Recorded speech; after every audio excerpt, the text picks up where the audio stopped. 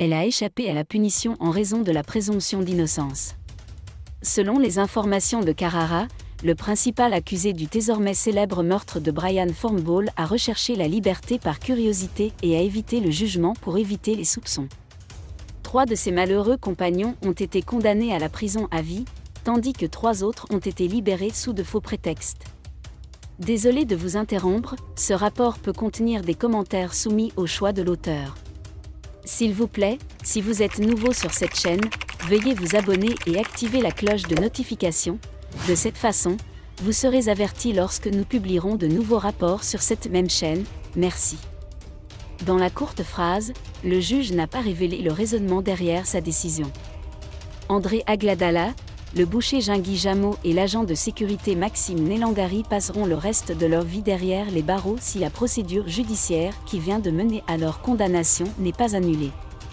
Le tribunal de grande instance de Mfandi, TGI, les a reconnus coupables de meurtre.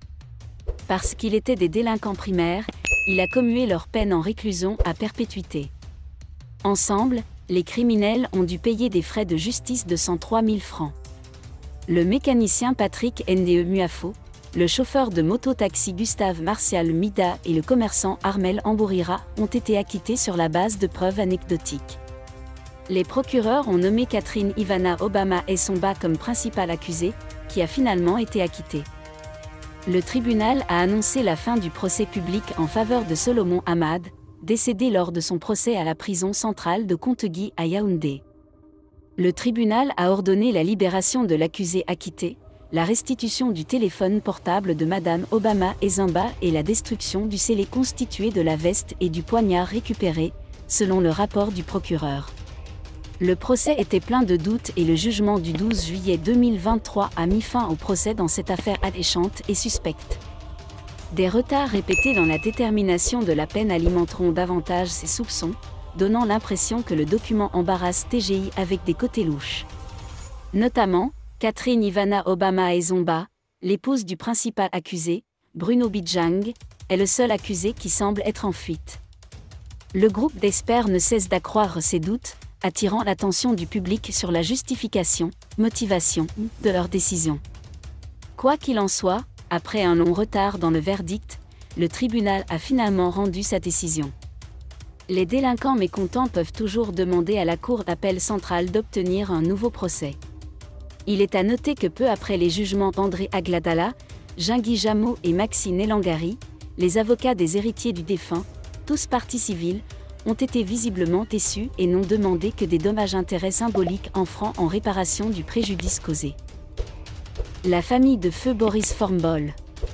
Après les avocats, les procureurs ont demandé au jury de trouver des circonstances atténuantes pour les 3 accusés qui ont été reconnus coupables de complicité de meurtre en raison de leur statut de primo-délinquant. Lors de la condamnation de ce dernier, le procureur s'est appuyé sur la sagesse ultime du tribunal pour déterminer la peine. Les avocats des accusés, dont Maître B.A.B. Jonas, ont exprimé leur consternation face à la décision du tribunal selon laquelle leur client a été reconnu coupable après avoir présenté une défense suffisante au procès. Ils ont demandé de larges circonstances atténuantes et une peine de principe qui permettrait à l'accusé d'être libre et de réintégrer la société. Pour plus de commodité, rappelons que Catherine Ivana Obama Essomba, André Agladala, Jingui Jameau, Salomon Hamada Maxime Nelangari, Patrick Nde Muafo, Gustave Martial Mida, chauffeur de taxi-moto et Armel Ambourira ont été remis au Mundi TGI pour répondre des faits sur l'assassin commun. En effet, selon le parquet, les prévenus ont été inculpés du meurtre conjoint et prémédité de Boris Brian Formbaugh Fabo avec un poignard dans le froid entre 4 et 5 heures du soir. Juin 2020 à Texaco, Omnisport à Yaoundé. Devant le bar, le parquet a présenté Catherine Ivana Obama Essomba, l'ex-petite amie du défunt et actrice principale du meurtre, dont les prévenus ont nié les charges retenues contre eux. Après des débats houleux et parfois houleux, le tribunal a condamné 3 accusés à la réclusion à perpétuité et en a acquitté 4 autres. Merci d'être resté avec nous jusqu'à ce point. Comme toujours pour promouvoir la liberté d'expression, laissez vos opinions à ce reportage dans la section commentaires ci-dessous.